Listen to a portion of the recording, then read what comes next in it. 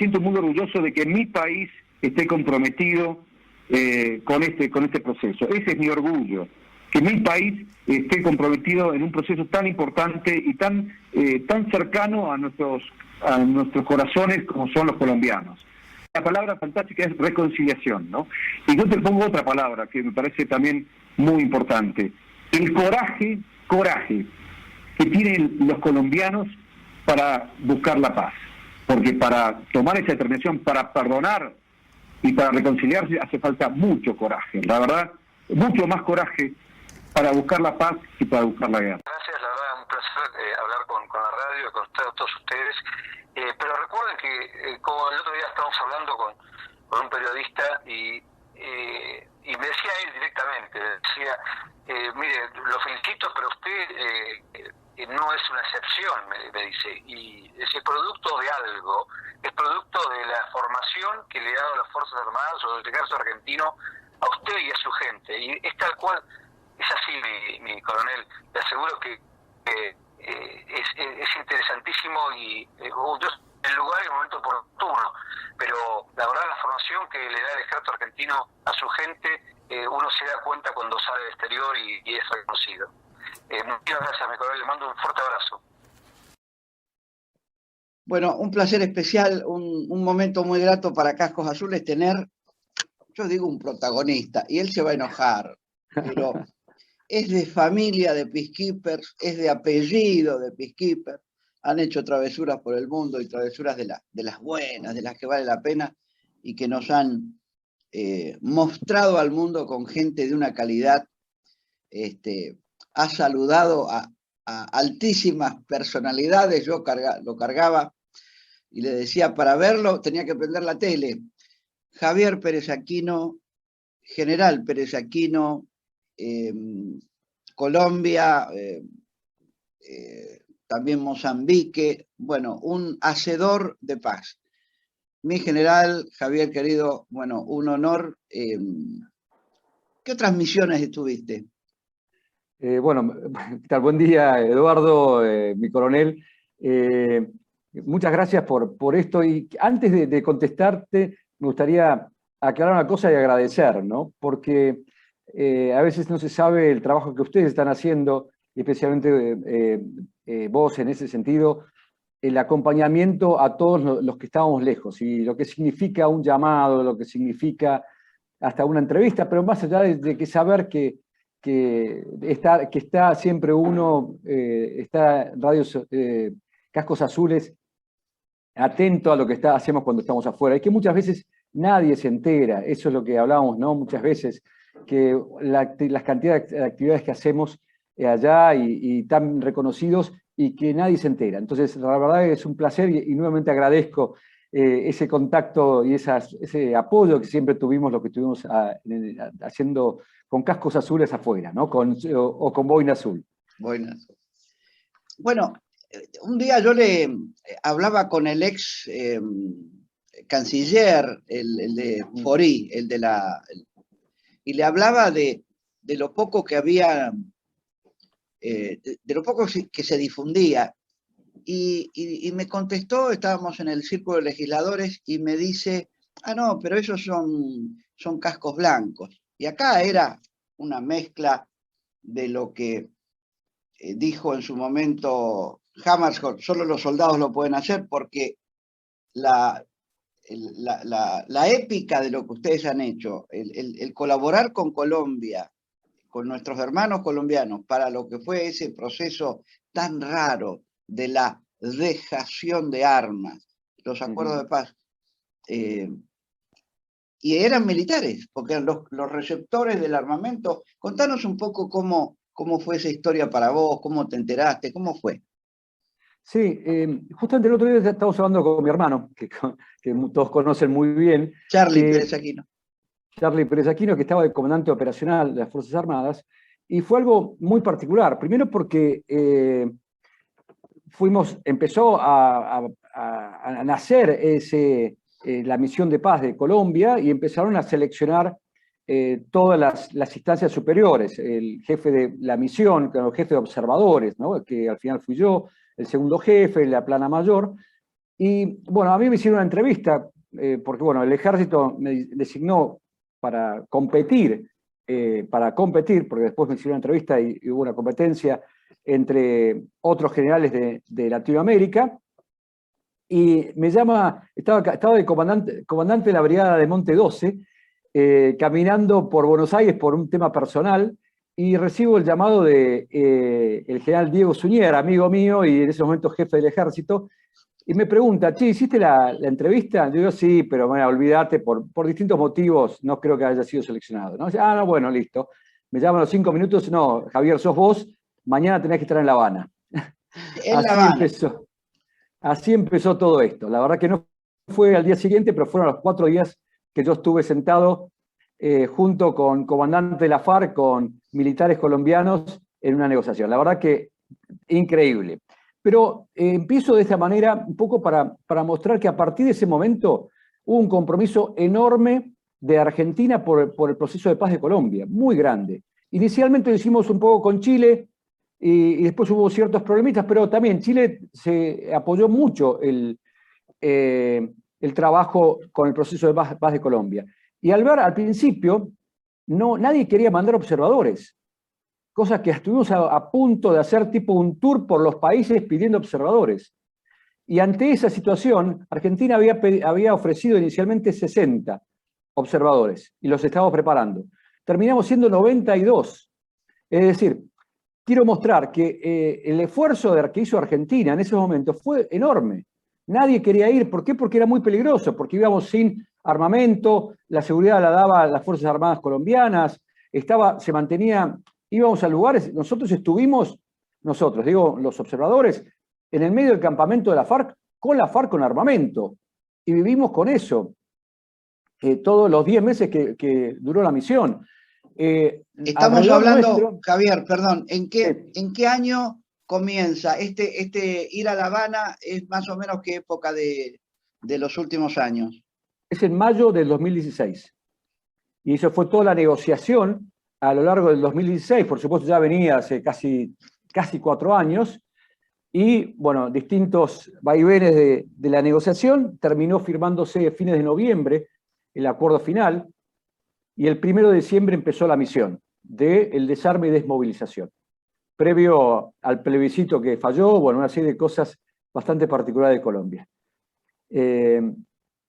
Que realmente fue muy impactante ese plebiscito, que ya se había firmado el acuerdo de paz con una ceremonia increíble en Bogotá, todos de blanco. Bogotá no, disculpen, en Cartagena. En Cartagena, yo estuve también ahí en el Palacio de las Convenciones, creo que se llama. Exactamente, impresionante. La verdad que fue un acto muy, muy fuerte desde el punto de vista emocional. Gran cantidad de presidentes y de dirigentes de organismos internacionales. Realmente estaba todo el mundo, como se dice. Realmente impresionante. Era Macri, como a veces bromean, es el que le tocó estar ahí también de blanco, me acuerdo, sí. Sí, él estuvo justamente sentado, porque estaban sentados ahí en el palco principal, y realmente fue muy emocionante. A los menos de 7 días hubo un plebiscito y el pueblo colombiano no estuvo de acuerdo con el acuerdo, valga la redundancia, ¿no? Ganó el no, pero por muy poco, por 0,5% prácticamente. Pero bueno, eso, gracias a Dios, las dos partes, tanto es el gobierno como la FARC, primero fue una gran sorpresa, enorme sorpresa. Nadie, ni de un lado ni del otro se imaginaba eso, y siguieron adelante, porque la verdad estaban los dos muy comprometidos. Y se mandó al Congreso, se analizó, se cambiaron todas las cosas que proponían los que estaban con el no, y se terminó haciendo otro acuerdo que se firmó el acuerdo a fin de mes de noviembre, y a principios de diciembre empezó la misión. Y bueno, y ahí nosotros estábamos rodeados también, cuando empezó la misión, rodeados por, como sabemos ahora, los otros grupos armados, como el Ejército de Liberación Nacional, narcotraficantes. Realmente era muy complicado el aspecto de seguridad. Por eso los países no querían mandar. Y de a poco mandaron, pero repito, que Argentina se comprometió inicialmente con 60, mandó 92, de 92 a 90, llegamos a ser 94, y llegamos a ser el 22% y por supuesto el contingente más grande. Mayoritario, sí. Mayoritario. Y esto, yo creo que, muchas veces lo hemos hablado, creo que Argentina no le sacó el jugo a eso, el compromiso, porque fue un esfuerzo muy grande. Y la verdad que después no sé, digamos, cómo se saca jugo a esto a nivel internacional, digamos, son de estos aspectos diplomáticos, pero digamos, mostrar el compromiso que tuvo Argentina con Colombia, con la paz de Colombia y con Latinoamérica, porque también fue un esfuerzo latinoamericano. Creo que no se sacó el jugo, porque no solamente estaba el jefe, en mi caso, el jefe de observadores, el jefe militar de la misión, sino toda la parte jerárquica en gran parte de la Argentina. Bueno, la verdad que me parece, lo hemos hablado con muchos diplomáticos también, ¿no? Pero bueno, son cosas que tal vez se pone otras cosas por encima de este aspecto y no se ve. Una lástima, ¿no? Pero creo que se debería hacer, y también, uno, a nivel Argentina, y dos, a nivel latinoamericano, porque la misión, miremosla de cualquier aspecto, cualquier ángulo, fue un éxito. La verdad, si uno analiza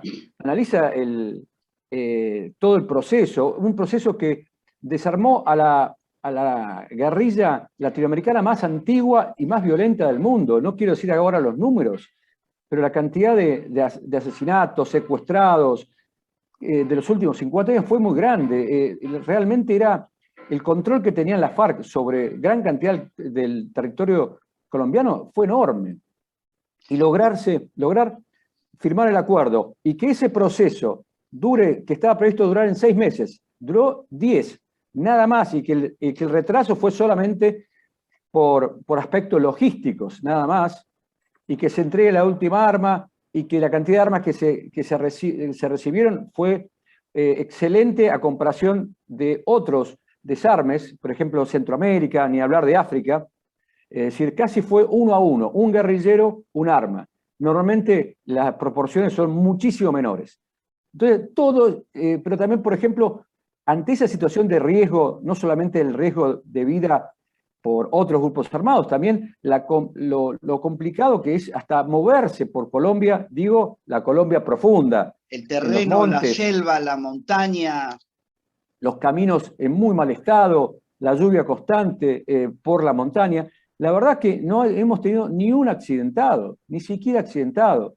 Ningún problema disciplinario, que sabemos perfectamente que desgraciadamente es uno de los grandes problemas que han surgido en nuestras misiones de paz. Ningún problema disciplinario, digo grave, por supuesto, menores hay siempre, pero de relevancia ninguno. La verdad que creo que fue totalmente exitosa, y eso es gracias a todos los observadores, y la mayoría éramos latinoamericanos. Tal cual. Javier, yo creo que eso hay que mostrarlo, ¿no? Yo quería contarte y participarte un poco de la trastienda.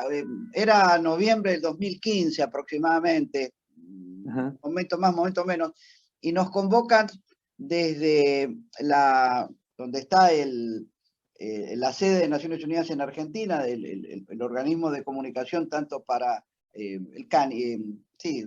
la oficina de Naciones Unidas que está ahí cerca de la iglesia del Pilar, ahí en la zona de Recoleta, para Argentina y Uruguay, y que iba a haber una videoconferencia y invitan a periodistas. No fuimos los menos importantes, no estaban los grandes medios, y ahí aparece a dar una charla Edmond Mulet. Yo tuve el privilegio de conocerlo a Edmond Mulet, que fue el relevo del jefe de misión en Haití después del terremoto de Guéno, terrible, pero también fue el relevo de Malcorra en Naciones Unidas en su puesto, y yo tuve la suerte de poder conocerlo en México en un seminario en el que estábamos convenciendo a México que subiera a la misión de paz. Estoy hablando de algunos años atrás, estoy hablando del año 2008. Bueno, la cuestión es que él estaba hablando de que se iba a hacer una misión diferente a todo lo habitual, en un país que estaban funcionando las instituciones y que estaban necesitando gente, sobre todo militares, pero que no iban a ser militares. Y estábamos realmente sorprendidos, ¿no? En un país donde estaban funcionando las instituciones, una misión. Y estaban dando vuelta, y era como que tenía que ser un país que empezara con ARC y terminara con TINA, ¿no? Así que, y nos decían, bueno, nos fuimos dando cuenta que era Colombia y que no podía ser Brasil porque era limítrofe, no podía ser Ecuador, y eran como que nos estaban implorando que no eludiéramos ese compromiso, y ya Argentina lamentablemente había tenido antecedentes de, como decimos en el barrio, sacarle la cola a la jeringa, pero bueno, se concretó. Yo realmente estaba muy sorprendido, tratamos de difundir esto, y bueno, y ahí apareció Super Javier, fue una alegría infernal, pero este entusiasmo que vos tenés, esta humildad, y de algún modo yo creo que colaboró en ese staff. No me acuerdo el francés, creo que era francés el que era el jefe de Sí, sí. misión. Jean Arnaud. Ajá, y ahí empezaron las fotos con, digo Kofi Annan y no era Kofi Annan, el secretario general. General. ¿Quién era? Ay, también me agarró la laguna. Bueno, Ban Ki-moon. Ban Ki-moon. Ban Ki-moon, y estás ahí, estuviste con el Papa. ¿Lo del Papa fue durante el tiempo de Colombia o después? No, en Mozambique. Ah, eso fue en Mozambique. Bueno, pero eso vamos a hablar, ya vamos a hablar hay de un temita que sí, entiendo que la verdad que siempre es incómodo, ¿no? Hablar de uno mismo, pero yo no quiero hablar de mi persona, que el haber sido elegido, la verdad que fue un honor y una gran suerte, pero quiero marcar un poco que antes de que se haga la elección para jefe de observadores, ya habían pedido, Jean Arnaud, justamente el jefe de misión, había pedido a una persona, no sé si sabes. No. Bueno, había sido elegido él quería a una persona, con nombre y apellido, y esa persona era un argentino. Era el general Barney. Algo me enteré, de algo de eso me enteré. Sí. Yo lo hablé personalmente con él. Dice, no, yo sabía, me hablaba, él no lo conocía, pero habían hablado maravillas del general Barney en su desempeño en Haití. Entonces, ¿En Haití o en Chipre? En Chipre, digo, en Chipre. En Chipre, pero había maravillas, y él quería, no, yo lo quiero, no al general argentino, pero no era que quería un general argentino, él quería al general Barney, por todo lo que habían hablado de él. Y lo había pedido, y bueno, el general Barney, por razones creo que personales, no quiso participar. Pero es un poco mostrar esto de la capacidad argentina en sí, digamos, porque el general Barney, bueno, es brillante, por supuesto, pero es en el sentido que muchos argentinos, como el general Barney, el ejemplo del general Barney, y todos los observadores que estuvieron en Colombia, y uno se cansa de escuchar hablar bien de un argentino en las misiones de paz. A mí me pasó cuando fui en todos estos trámites con Mozambique, con Colombia, uno está más en el Ministerio de Relaciones Exteriores, en la Cancillería, que en el Ministerio de Defensa, y se encuentra con cantidad de diplomáticos que hablan maravillas, y hasta dice lo que digo yo, digo, ¿cómo no se entere? Pero cada vez que me cruzo con algún diplomático que estuvo cerca de alguna misión de paz donde hubo argentinos, dice lo mismo, ¿no? Dice, no los conocen, a ustedes no lo conocen, no conocen lo brillantes que son, o los respetados que son profesionalmente.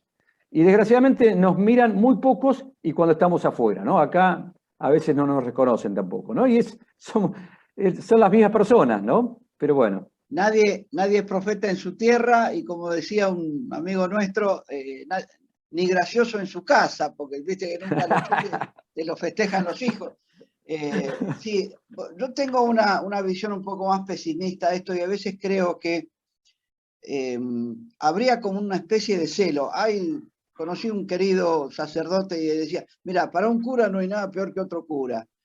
Y yo creo que algo de eso hay entre los argentinos y entre los gremios de los argentinos. Y a veces digo, y esto me hago cargo personalmente, capaz que sería una oportunidad de lucimiento, de las cuales también me das pie, mi querido general, a hablar de alguien que hemos perdido hace muy poco, que es García Mantel, Jorge. Y él, tenemos un extracto en su momento que hemos difundido de cómo un general belga se levanta en una reunión en Mons, allá en Europa, para hablar, hay tropa igual o mejor que la europea de la OTAN y son los argentinos. Y realmente es una caricia al alma de un país que todo lo uniformado ha sido tan denostado. De vuelta es de mi cosecha, esto me hago cargo.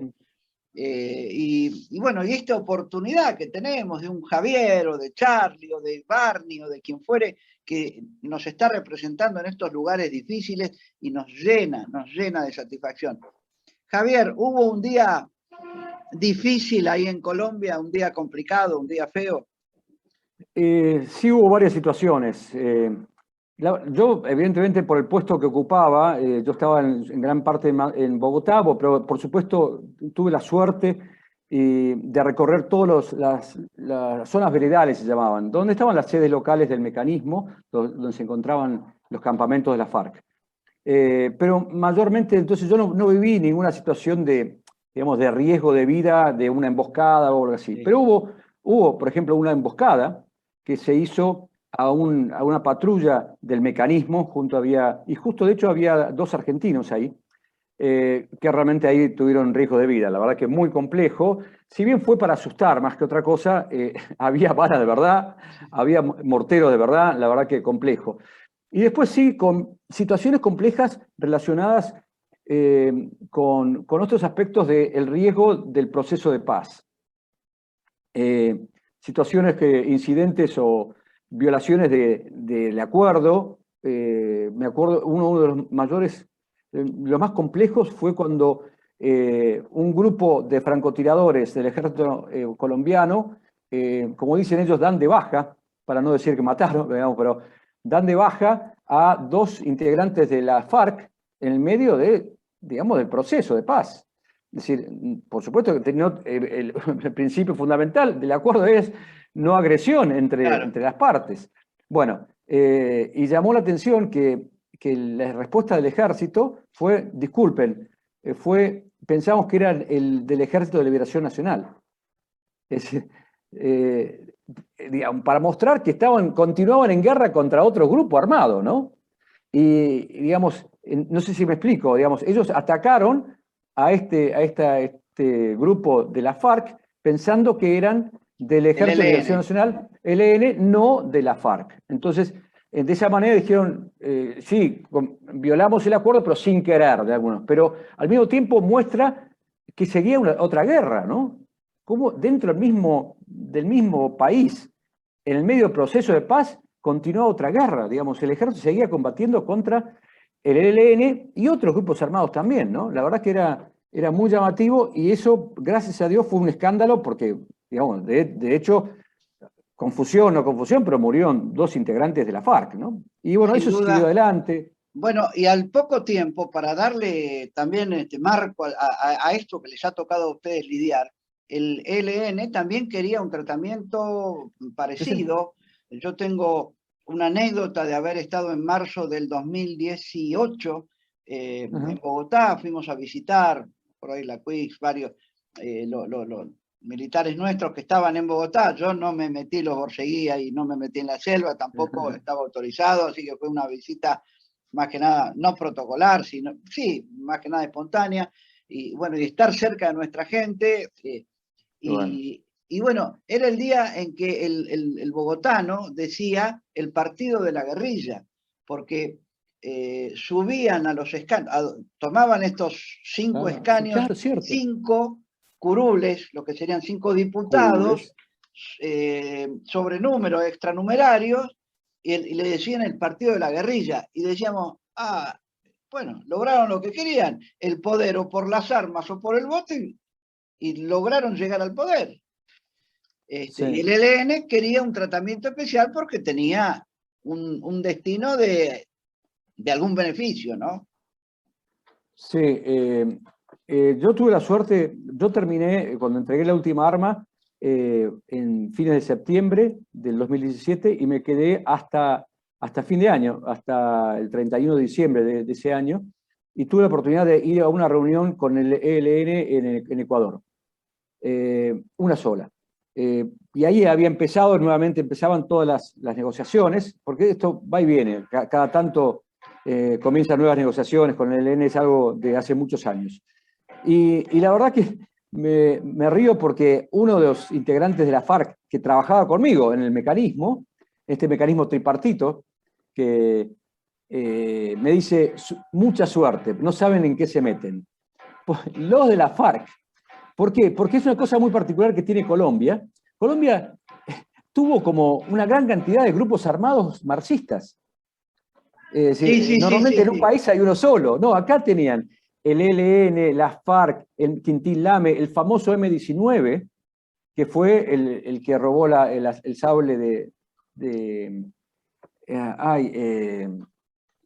Bolívar. De Bolívar, el sable de Bolívar, el que atacó la Embajada de la República Dominicana, el Palacio de Justicia, que está la foto de la tanqueta delante del Palacio de Justicia, y que hubo un proceso de paz, bueno, y hasta el próximo, dicen que va a ser el próximo presidente de Colombia, un ex guerrillero de M-19, Gustavo Petro. Es decir, eso es. Y bueno, y gran cantidad, otros grupos armados, Quintín Lame también creo que lo mencioné, el EPL, también Ejército Popular de Liberación, que todavía quedan algunos pocos, y otros más. La verdad, era una gran cantidad, y nunca se pusieron de acuerdo. Algún momento amagaron, pero hasta en algunos lugares, la FARC combatía al ELN por razones de dominio del territorio. Bueno, esa particularidad tenía Colombia. Muchos grupos guerrilleros, pero no trabajando en forma conjunta. Entonces, bueno, esa era la situación de Colombia en aquel momento, ¿no? Pero sí, decían que nunca pudieron ponerse de acuerdo porque tenían un concepto distinto. Ellos decían, no son un ejército, no son disciplinados, sino tenían un concepto más político, entonces no tenían capacidad para hacer un planeamiento y cumplirlo. Trataban de consensuar todo y decían, una operación militar no se puede consensuar al mínimo nivel, entonces manteniendo un secreto. Bueno, entonces eso era lo que me decía este integrante de la FARC, que me deseaba suerte, y de hecho fue así que no se logró ningún acuerdo con la FARC, con el ELN, porque eran muy duros, no saben lo que quieren realmente. Se sentaban y no daban, decían, bueno, ¿ustedes qué quieren? A ver, negociemos, ¿qué quieren? Y tampoco lo sabían muy bien, no tenían muy en claro, ellos mismos. Entonces, ante esa situación, si la otra parte no sabe qué quiere, es difícil. Ningún viento es bueno para el que no sabe dónde quiere ir. Y pasaba también que creo que fue el Ejército de Liberación Nacional, el autodenominado, que habían secuestrado unos periodistas ahí también en pleno proceso, creo que habían muerto. Realmente, bueno, estaban los paramilitares también. El aquelarre de Colombia es una suerte como de balcanización a la americana. Realmente un lugar y con mucha trayectoria, 60 años de guerrilla, 60 años de zonas dominadas, porque había bastiones que eran impenetrables para el Estado. Era mujeres que habían nacido, nietas que habían nacido en la selva y que no conocían otro lugar. Y bueno, llegaba un momento que, bueno, ¿cómo abrazarlos e incorporarlos a esto? Y esto también ha sucedido. Hemos tenido presidentes sudamericanos que fueron guerrilleros. Dilma Rousseff, el Pepe Mujica, mismo el Evo Morales, que tuvo sus andanzas con los cocaleros, que es para sociólogos, no sé, ¿no? ¿Es para psicólogos o para sociólogos esta Sudamérica tan rara, ¿no? Tan extraña? Sí. No sé si querría cerrar Colombia con alguna idea, con alguna reflexión. Bueno, con respecto a eso, por un lado, sí, desgraciadamente para entender Colombia hay que entender la historia un poco de Colombia, que no fue en los años 60 o 50, sino mucho antes, ¿no? Bueno, no quiero resumirlo en 2 minutos, pero la violencia de Colombia fue de mucho tiempo, es por las características políticas iniciales, la distribución de la tierra fue uno de los grandes problemas y sigue siendo uno de los grandes problemas, por las características de las montañas, de la selva, y siempre hablo que yo escuché decir la palabra o la frase de la Colombia profunda, pero la escuché de boca de la embajadora de Colombia ante Naciones Unidas, que explicaba que era la Colombia profunda delante del Consejo de Seguridad. Entonces, no es alguna exageración. La embajadora de Colombia ante Naciones Unidas, decía esto y aclaraba zonas de Colombia sin Estado, para resumir lo que significa Colombia. Y que desgraciadamente siempre se decía si valió la pena o no valió la pena. Yo creo que se avanzó muchísimo con este acuerdo de paz. ¿A costa de qué? Eso es discutible. Si, como hablamos recién de los curules, tenemos 10 integrantes de la cúpula de la FARC sentados, 5 en el Senado y 5 en la Cámara de Diputados. La verdad, es muy difícil de asumir eso. Y la mayoría hubo una gran amnistía para los delitos políticos, que llamaban políticos, y después estaban los delitos internacionales, genocidio, crimen de guerra, etcétera, y de lesa humanidad.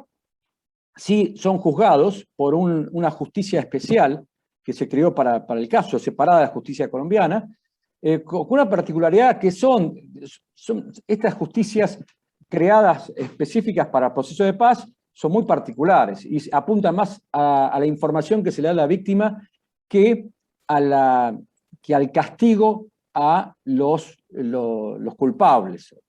Entonces, el justo proceso.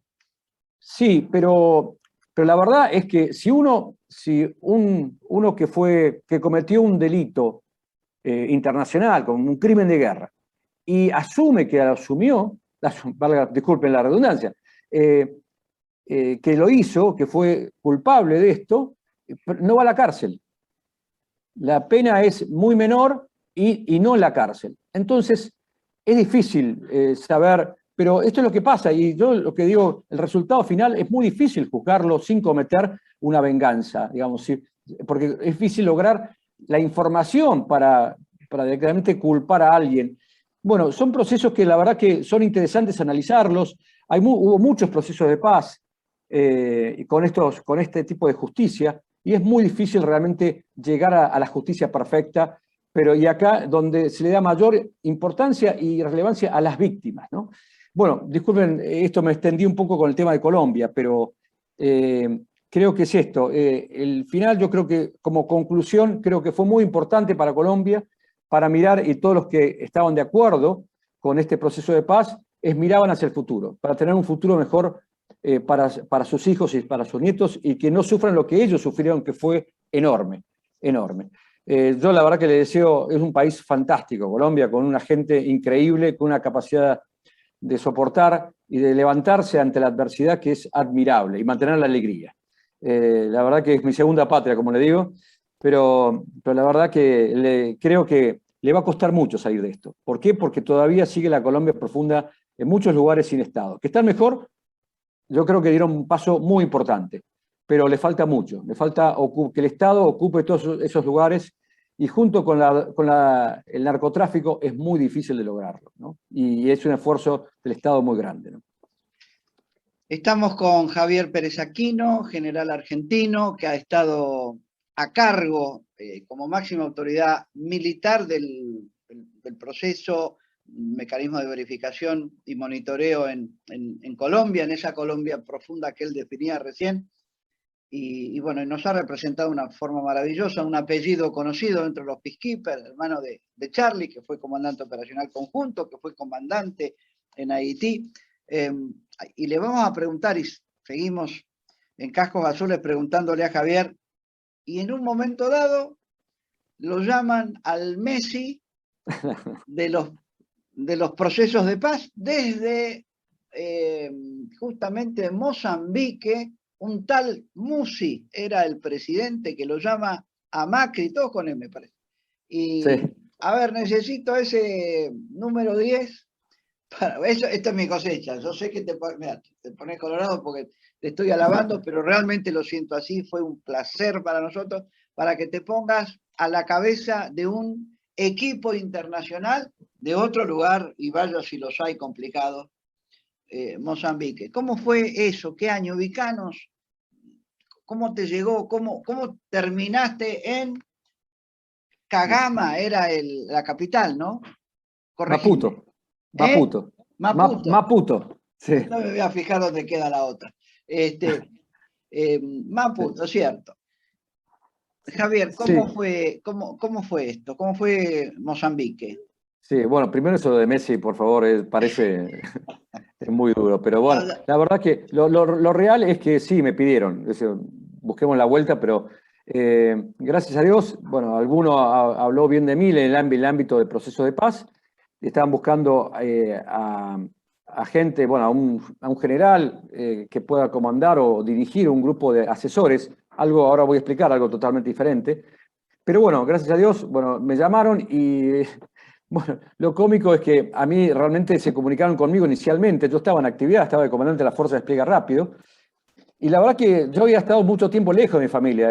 Colombia fue muy duro para mí, en el sentido de lejos de la familia y una actividad constante, no tenía vida. Y gracias a Dios, lo digo con orgullo porque le puse todas las ganas a eso. Y entonces la verdad que estaba bastante cansado y cansado de estar lejos de la familia. Entonces me llamaron y me dijeron que, y yo dije que no, gracias, pero no, porque por el tema familiar y porque estaba en un puesto fantástico que era comandante de la Fuerza de Despliegue Rápido. Y bueno, entonces por eso dijeron, ¿cómo que este no quiere? Y bueno, hicieron la parte política y entonces estaba ahí metido el presidente de Suiza y el presidente de Mozambique y lo agarraron a Macri cuando fue a la reunión en Naciones Unidas, a Nueva York, y le pidieron personalmente que me mandara a mí a Mozambique, previa carta. Pero bueno, y ahí evidentemente no podía negarme, ¿no?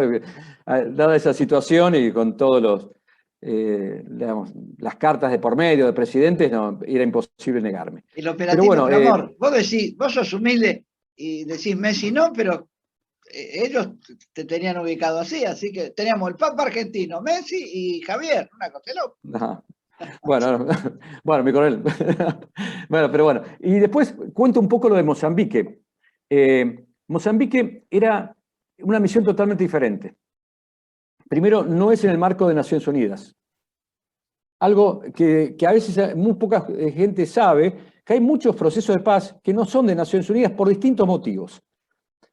Algunos son de organizaciones regionales, pero algunos ni siquiera. Este caso fue muy particular. Primero, ¿dónde surge el problema? Mozambique logró la independencia y a los pocos años empezó una guerra civil también a lo africano, desgraciadamente, a los machetazos y terrible, con 1 millón de muertos. Bueno, después de eso, en el año 93, hubo una misión de paz que Argentina participó con el hospital móvil de la Fuerza Aérea y también con algunos observadores militares. En 1 año y medio, menos de casi 2 años, terminó la misión, pero bueno, ahí se le echa la culpa a Naciones Unidas como que no terminó de cerrar. Dicen que se fue como antes de tiempo, la misión pone como excusa o dice que fue por un problema también financiero, que no tenían en esos momentos, habían muchas misiones desplegadas en otros lugares del mundo, entonces no tuvieron el aporte financiero para cerrar la misión. La cosa es que quedaron ciertas cosas pendientes.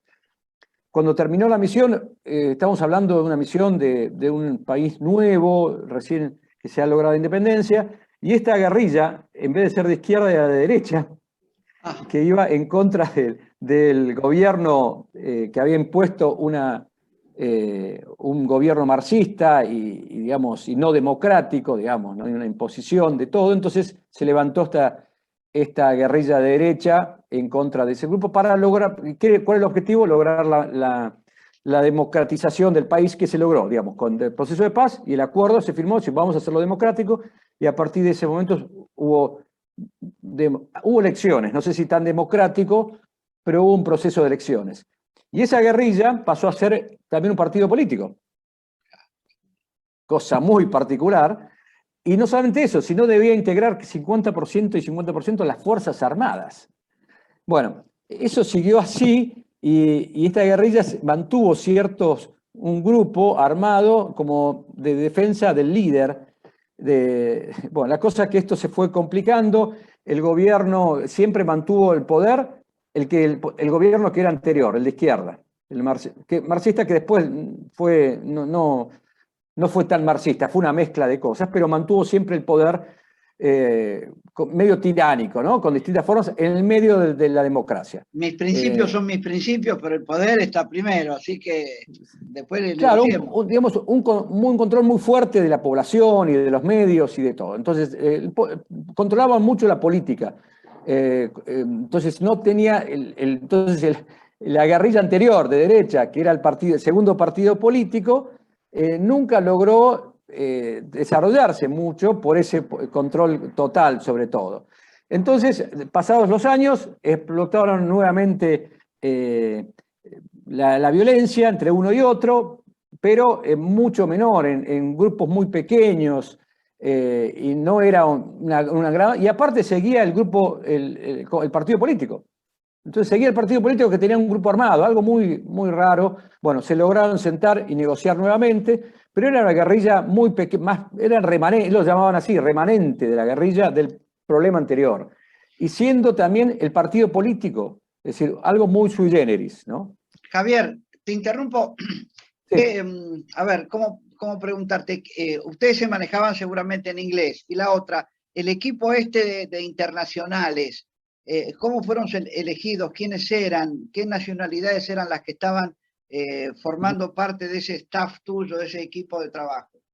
Sí, primero, esta misión fue hecho en base al embajador de Suiza en Mozambique, que fue el que logró la confianza de las dos partes y logró intermediar y logró que se sientan y que firmen un acuerdo. Ese fue el gran logro de él y ahí fue por eso que él, por intermedio del presidente de Suiza, me pidió. Pero él era el que organizaba todo, pero básicamente el trabajo inicial fue el lograr la confianza de los dos líderes. Claro. Ese era, pero no tanto la misión. Entonces cuando llegué, me pedían a mí, era un poco para ya empezar la misión. Pero no había una organización y eso, como decimos, siempre nosotros criticamos mucho a Naciones Unidas por varios temas que son criticables, pero no saben cómo extrañé Naciones Unidas. Sí, en el sentido porque uno va, caí a Colombia, tenía todo, muy burocrático, sí, pero tenía todo cubierto. Entonces yo llegué ahí a Mozambique y dije, esto, el tema de seguridad, el tema de todos los aspectos que movilidad, un vehículo para que te lleve a algún lado. No, pero también está, aparte, hasta aspectos legales, aspectos de seguridad, de evacuación, de muchos aspectos, logísticos, ni hablemos, que si bien también la logística de Naciones Unidas en Colombia fue lenta, pero cuando empezó bien fue muy, muy efectiva. En cambio ahí no había estructura. Entonces, la verdad que eso fue muy difícil y no fue el concepto de hacer una gran misión, sino muy pequeña y que haya este grupo de asesores. Bueno, que nosotros hicimos todo el planeamiento, ¿no? Inicialmente también participamos porque a lo africano firman una cosa y no saben qué firmaron. Entonces seguían las negociaciones. Entonces yo también fui parte de continuar de las negociaciones y después en un momento hicimos el plan, empezamos con la planificación y vimos que había un enorme problema logístico y financiero, que no se pudo seguir. Entonces uno dice, ¿cómo es esto? Es decir, cuando va a Naciones Unidas tiene la parte financiera y logística toda armada y puede cumplir con la misión. Bueno, acá chocamos con que, claro, era solamente inicialmente el embajador de Suiza en Mozambique, con el apoyo de ciertos países, de ciertos embajadores, pero no tenía la estructura financiera consolidada y organizada. Bueno, yo la verdad que cuando ya volviéndome estaban empezando a organizar eso y ver el tema financiero y a ponerse de acuerdo. La verdad que por eso digo que fue algo sui generis y bueno, se apoyó en estos países que financiaban. Este grupo eran oficiales de los países que financiaban el proceso de paz. ¿Y qué países eran? Porque creo que estaba Gran Bretaña, Inglaterra y varios países más, ¿es así? Estaba Irlanda, no Inglaterra. Estaba Irlanda, estaba Estados Unidos, bueno, Suiza, por supuesto, Italia, Noruega, ya me estoy olvidando de alguno. Estaba India también, excelente oficial de la India, y había varios países africanos, entre ellos Tanzania y Zimbabue. Javier, te tocó esto, y yo me acuerdo un día que estábamos preocupados porque había habido un vendaval, no sé qué naturaleza, no fue un tsunami, pero casi, y yo quedé realmente choqueado, porque vos me decías, los ríos se desbordaron y entonces los cocodrilos entraban a las casas o subían a los árboles y se comían a la gente. Una cosa dantesca, algo surrealista. ¿Eso más o menos en qué momento fue? Ya estaba lanzada, digamos, el plan, ¿en qué oportunidad de tu misión por allá sucedió esto? Sí, hubo 2 ciclones. Y la verdad que Ciclones. es muy triste porque Mozambique es uno de los 10 países más pobres del mundo. El nivel de pobreza que hay es muy grande. Entonces, que aparte lo golpearon 2 ciclones y el segundo no fue tan, bueno, estaban más preparados. Pero uno, de hecho, fue en el lugar donde negociábamos nosotros, en la ciudad donde negociábamos nosotros. Y fue terrible, pero destruyó una ciudad, por supuesto, estamos hablando de una ciudad que no era Nueva York, ¿no? Una ciudad muy, si bien era una ciudad importante, pero digamos, con edificios en muy mal estado. Entonces, realmente, la verdad que arrasó con todo. Y sí, hubo gente que se mantuvo en los árboles por semanas casi. Y en algunos casos, sí, el tema hecho de los cocodrilos es una realidad que pasa en algunas partes, no en todas partes de África, por supuesto, pero en algunas partes de Mozambique, desgraciadamente sucedió. Y en otros lugares, hasta no en el ciclón, pero en otros casos, son atacados por hipopótamos, que parece mentira, pero el animal que tiene más víctimas humanas es el hipopótamo. Entonces, ese es el ambiente que se vive en Mozambique, ¿no? Y sí, fue muy duro esos 2 ciclones. Y una cosa que tal vez no está relacionado con el proceso de paz, pero creo que viene al caso, a mí me golpeó mucho ver ese nivel de pobreza, que a veces uno habla de la pobreza, yo decía la pobreza de Colombia, en esa Colombia profunda, que yo la asemejaba con lo africano, especialmente porque en el sector del Pacífico hay mucha gente de raza negra, pero le aseguro que la pobreza que vi en Mozambique no se asemeja a nada de Latinoamérica, ¿no? La verdad, muy duro, y vi una gran cantidad de gente de distintos países, pero también muchos argentinos, que estaban viviendo ahí o hacían de voluntarios por un tiempo ayudando a la gente. La verdad que es admirable, ¿no? Algunos son sacerdotes católicos, pero también hay algunos que son laicos, otros que son de otras religiones, otros que no tienen nada que ver con ninguna religión. La verdad que es admirable el trabajo de esa gente en medio del mato, como dicen ellos, ayudando a esta gente que no tiene en muchos casos agua, electricidad, no tienen para comer. La verdad que gracias a Dios mantuve y tengo todavía grandes amigos que están todavía allá ayudando a la gente. Bueno, de ahí donde te tocaba estar, cruzando el charco, estaba Madagascar, el padre Opeka. ¿Te tocó conocerlo, verlo, saber de alguien, referirlo o nada? Eran 2 mundos diferentes. No, eran 2 mundos diferentes, porque si bien el mapa parecen cercano, la verdad es bastante lejos y no hay mucha relación con Madagascar. Y hasta es muy caro el pasaje, ¿no? Entonces, la verdad que me pareciera cercano por el mapa, pero la verdad que por las características particulares de los 2 países no es tan fácil el acceso. Pero sí, bueno, por supuesto todo el mundo hablaba de Opeka, ¿no? Y me encontré con gente que había vivido en Madagascar, que estaba en Mozambique y que los conocía y por supuesto hablaban maravillas, ¿no? Y todo el trabajo que había hecho. Nosotros allá hay sacerdotes no tan conocidos, pero también haciendo un trabajo fantástico. Algunos con más alto perfil que otros, ¿no? Pero yo tengo uno que es bastante conocido en los medios porque es fanático de Racing, el padre Juan Gabriel Arias. Juan Gabriel Arias es fanático, muy conocido por Racing, hasta tuvo parte de la dirigencia de Racing, tiene tatuado Racing, el escudo de Racing junto con el corazón de Jesús. No, es un personaje. La verdad que yo lo quiero muchísimo y el trabajo que hace, siempre digo, el ejemplo, él le da de comer a 15.000 chicos todos los días. Pero hablando de Messi, bueno, con la Fundación Messi, por intermedio de la Fundación Messi.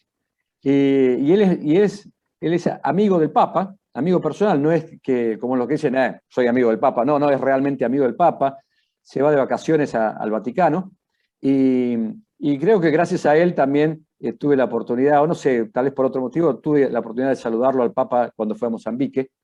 Esa es la foto que está vos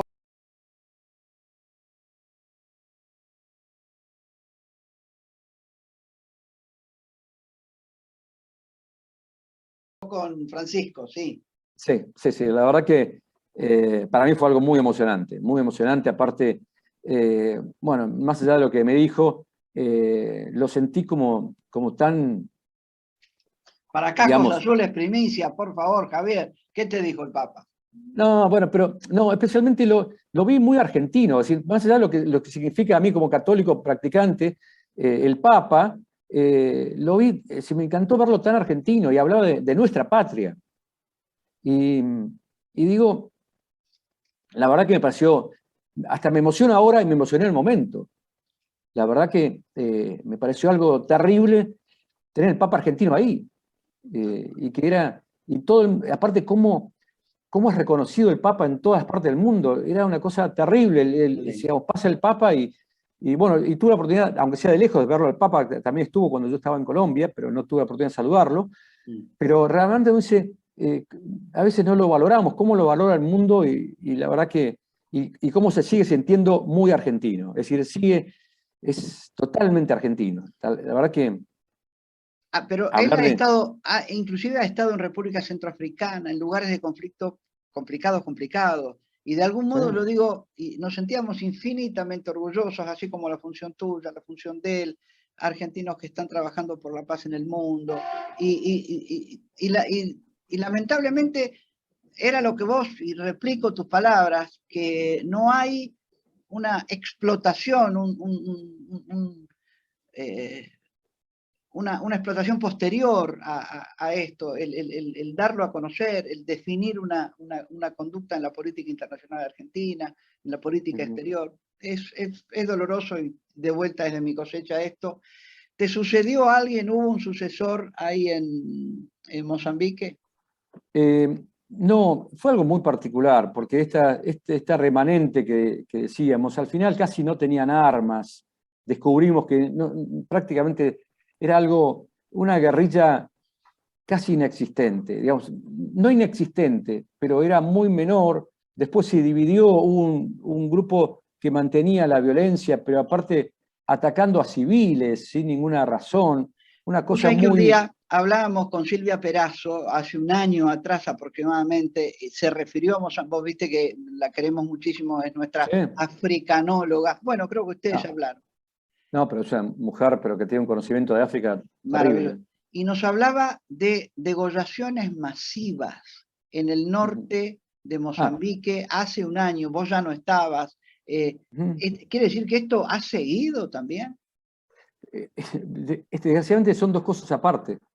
Es decir, una cosa era el proceso de paz de esta guerrilla, este remanente de la guerrilla de los años 90, y que yo, cuando tuve que hacer los reconocimientos, yo veía a los guerrilleros y decía, estos son guerrilleros. Eran gente grande en muchos casos, con un arma entre 10, una AK-47 totalmente oxidado, y era uno, digamos, una cosa, por eso digo, no, tampoco meritaba una gran misión, un despliegue de tanta cantidad de gente. ¿Por qué? Porque aparte estaba el partido político, era la misma guerrilla, entonces la verdad que no necesitaba una gran misión. Yo hice el plan, les propuse distintas variantes, modos de acción, empezamos el desarme, pero no desarme, había que hacer más la desmovilización que el desarme. Entonces se dieron cuenta que el desarme era algo muy menor, si es que había, entonces prácticamente se organizaron prácticamente entre ellos. Desarmar la cabeza era lo que... Claro, y era más, sí, lo que querían los guerrilleros, los ex guerrilleros, porque ya eran ancianos en gran parte, que también era que tenían el gran problema, querían más plata. Pasaba por eso. Era una discusión casi, bueno, por eso, a veces es difícil de entender todo esto, pero era así. Entonces, no solamente plata, sino reconocimiento. Algunos se habían escapado y estaban sin ningún tipo de reconocimiento de ser veterano.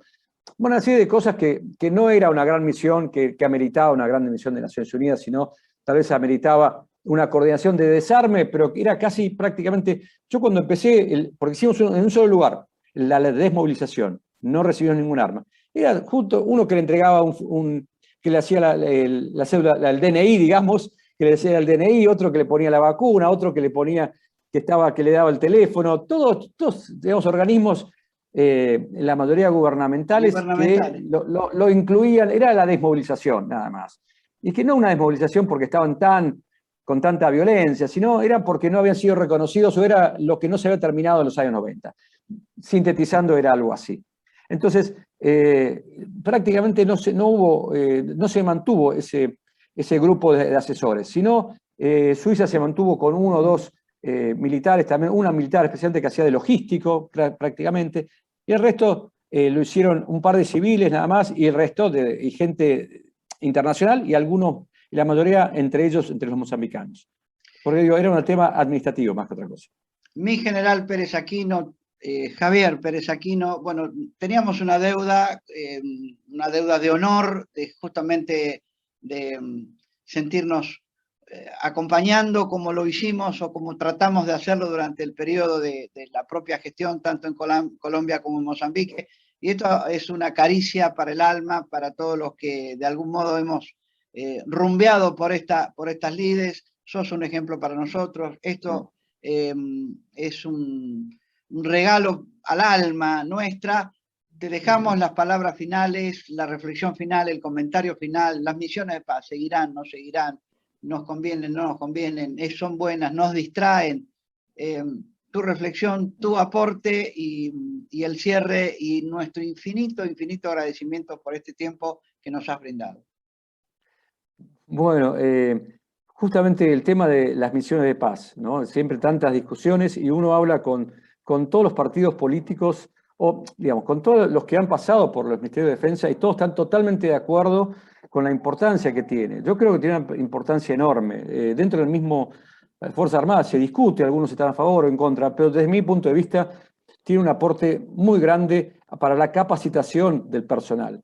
Está bien, no es la guerra, pero tener la posibilidad de conducir elementos, que haya un teniente a cargo de su sección completa, con los medios, con situaciones difíciles, que tome decisiones, eso es invalorable. Observadores que vayan en forma aislada, lograr tener conocimientos de distintas situaciones de riesgo, situaciones de violencia, estar en contacto con oficiales de otros países. Creo que es una cosa, para mí no tiene parangón, es una posibilidad enorme. Y es una posibilidad enorme también de prestigio para la Argentina. Es decir, que nos use la política exterior a las Fuerzas Armadas para lograr prestigio, y que de hecho se logró y se sigue logrando cada vez menor. Pero estoy convencido que debemos reflotar eso. Cada vez que actuamos, cada vez que hubo un argentino en un lugar de Naciones Unidas, de una misión de paz, se destacó y fue reconocido. Entonces, hay que aprovechar que el profesionalismo de las Fuerzas Armadas en este sentido, y creo que lo estamos desaprovechando.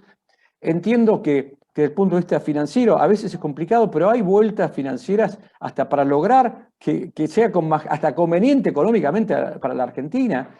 Hay formas de hacerlo, y creo que debemos apuntar y dirigir eso y lograr mayor esfuerzo como lo están haciendo ustedes, o Eduardo, estás haciendo vos. Creo que es admirable y hay que apuntar a eso. Creo que es un gran aporte para las Fuerzas Armadas esto. Es muy, muy, muy positivo desde mi punto de vista.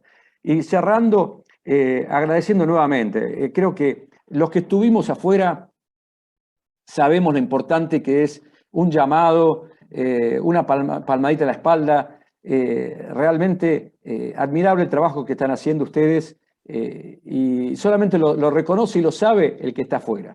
Pero es muy, muy importante. En serio, muchísimas gracias.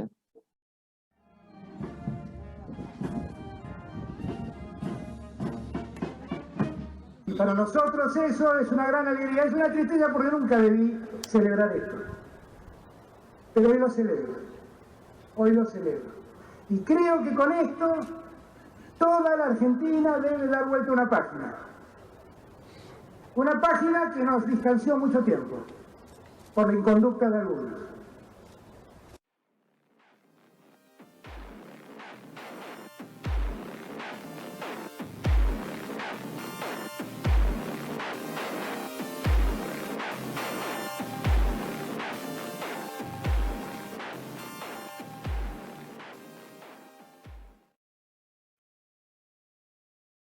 Cascos Azules, argentinos por el mundo, en misión de paz. Es auspiciado por Sociedad Militar Seguro de Vida, servicios y beneficios para los servidores de la Nación. Fundación de Apoyo al Instituto de Ayuda Financiera, respaldo a la institución que cuida el futuro de los uniformados. Mutualidad del personal e intendencias militares, servicios y prestaciones de excelencia para sus asociados. IOSFA, Instituto de Obra Social de las Fuerzas Armadas y de Seguridad. Y la colaboración de Gendarmería Nacional, Armada y Fuerza Aérea Argentina.